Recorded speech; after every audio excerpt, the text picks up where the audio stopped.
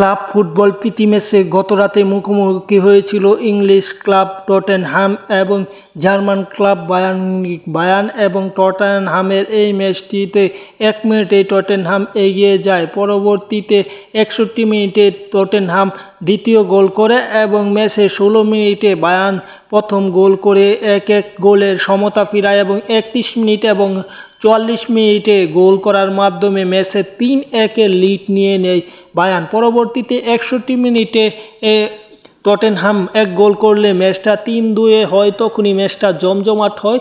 এমনটা ছিল যে ম্যাচটা ড্র হওয়ার পথে থাকবো, কিন্তু শেষমেশ ম্যাচটা বায়ার্ন 3-2 গোলের ব্যবধানে টটেনহামকে হারিয়েছে এবং হারিয়ে সুন্দর একটা প্রস্তুতি নিয়েছে ক্লাব ফুটবল প্রীতি ম্যাচ বা যেটাকে বলা হয় ক্লাব ফুটবল প্রীতি ম্যাচ।